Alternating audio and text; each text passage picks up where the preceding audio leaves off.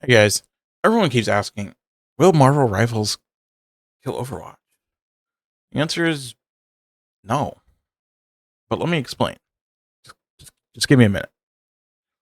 Now, let's delve into like what makes Marvel Rivals and Overwatch 2 so special. Marvel boasts a diverse roster of characters with incredible powers and gripping storylines from all the comic books, and I think some original stuff into it as well. Overwatch offers fast-paced gameplay with a rich lore, rich filled with dynamic characters. So like the characters are, brought from originality. Um, they actually made the characters, and they have for the most part have a decent story. The decision between having like Marvel Rivals and Overwatch 2 is a tough one. Both offer immersive worlds, captivating narrative, and thrilling experiences that keep fans coming back for more.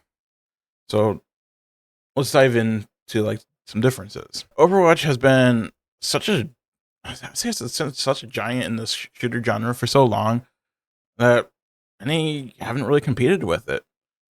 I mean, you got games like Paladins, for example, that it's a hero shooter, but it has like a twist to it.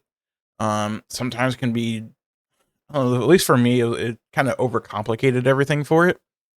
And then some were like, oh, you have Valorant. It's more of an arena shooter more than like just a hero shooter.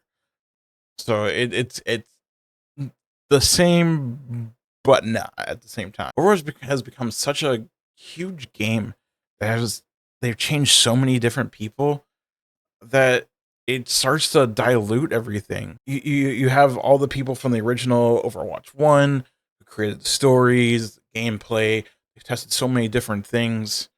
Now we kind of just faded away from that. So like canceling PvE, and then you get a game like Marvel Rivals, which is actual a hero shooter, very much in the same wheelhouse as Overwatch, has the backing of characters that a lot of people know and can relate to, which is what really drew people to Overwatch in the first place.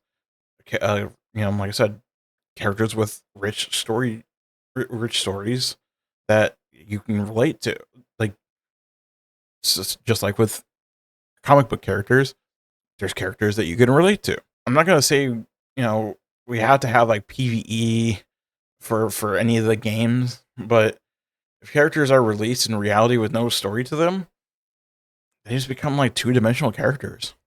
For example, like the new hero venture, at least at the time of this recording, it has Venture has a little bit of a story, but if you remember, like all the characters that when they got released, or maybe not like immediately when they got released, but pretty soon afterwards, they started releasing like stories that like the Bastion one, the Dragon story for Hanzo and Genji, the May Antarctica one. Like those are just such great stories, and they built upon that you can really connect. They haven't really done that in quite a long time, while also getting rid of a lot of their writers. The nice thing with Marvel Rivals is again, it's Marvel. You have very lore rich from different generations of comics that you can get behind with a character. But when it comes to gameplay, though, I think a lot offer fast paced fighting games, which is honestly something I like. It's not like Valorant or CS:GO, where I feel it's a little slower. Now there's a lot of other games that are probably closer. Like Call of Duty is a little bit faster paced, but it's a different type of game. One thing I think Marvel excels at is that the ultimate abilities honestly feel more impactful. They're kind of more simple. They kind of copy from some Overwatch characters. I won't lie. To kind of give an example, Scarlet Witch, her ultimate is basically a diva mecha bomb. Instead of just kind of yeeting the mecha bomb, like you can have some strategy to it where you kind of turn yourself intangible, float in the air. You can kind of plan where you want to do it. You pop your ult and you kind of watch where everyone's going and you plan it from there. You have a small time frame, but they're close. But you can it helps you plan and makes it more impactful. Star Lord, for example, is closer to his ultimate is closer to like Soldier 76. The nice thing is I can do it in the air, and it feels a little bit better, more like I have more control with it, and I can make more impact. When I do ultimates in Overwatch 2, a lot of times, like, unless I get lucky, in most games, I hope I get 1 or 2 kills with it. Sometimes you have to fake it and say like, "Oh, it was a zoning ult." Um, I think when it comes to like art and music, um, some people will say like Overwatch has a better art style. I like them both, honestly. Like, both have some great, awesome things to them. Like Overwatch has a little bit more of a futuristic things, um, which, there's some levels in or some maps in Marvel Rivals that are more futuristic. It's two kind of different art styles, but both are amazing. Now, when it comes to the music, for example, um, I'd say Marvel Rivals, I think, takes the cake on it. Um, like when Overwatch came out, I sat and listened to the OST or the original soundtrack for, I said, say, like a whole month, and I enjoyed it. But like when I log into Marvel Rivals and just listening into the loading screen in the very front, I'm just like, okay, yeah, I'm gonna get in some games. We're gonna do some stuff. Hell yeah! It just feels more inspiring.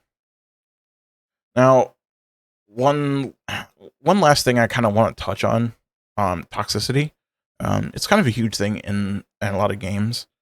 I don't know what Marvel or NetEase plans to like what they plan to do to deal with toxicity in their games.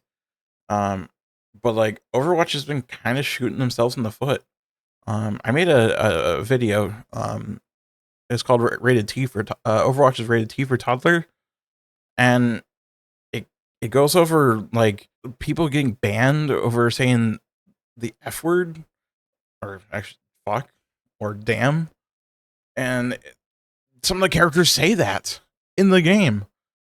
How am I going to get banned over saying those words when the characters themselves are saying it? Like, if someone is telling me to delete myself, sure, report them, whatever. Like, it bugs you, report them.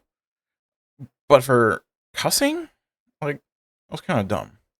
And it just seems like if at least like 3 or 4 people in the match report one person, like you could have almost a four stack of people just report one person, and they get silenced and everything. So it I it's just, and it's really making me not want to play the game more. Um, but to really answer the question, like, is it gonna kill Overwatch? No. I think the only thing that will really kill Overwatch is Blizzard. Like, getting rid of a lot of important people that help make that game, help create the characters that we grow and love with. It hurts, and I know they're getting back into like putting more pressure into building the PvP experience and making it better. Has it gotten better over the year? I'd agree. Yes, it has gotten better to an extent. Their balancing has been very questionable. There's always the 5v5 versus 6v6 debate. That's one thing I'm not gonna bring up because that'd be a long video. The spirit of competition helps breed better things. When one does better, the other one will get, we're like, oh man, they're doing great things. We got to do things better. It's if they can fight over the gamers, I think the gamers win. So yeah, the games aren't going to kill each other. Only the companies can at this point. So we'll definitely see how that turns out. But I hope they both turn out successful. I'm honestly more team Marvel Rivals, not because I'm I'm an official content creator for it. I've been playing Overwatch since beta, and but right now I've the past, I'll say like 3 seasons. I find myself just logging in and hoping for the best, and like probably like 3 4 games in, I'm just like, yeah, I'm done. I just can't deal with it. So let me know down below what you guys think. Like, do you think I actually might kill it? Maybe am I wrong? Like, or do you think Overwatch is gonna it's just simmering right now and they're cooking even more and gonna beat over Marvel Rivals? Um, but yeah, make sure to stick around. There's gonna be a video here, probably about here, and check it out and let me know what you think. I'll see you guys next time. Peace.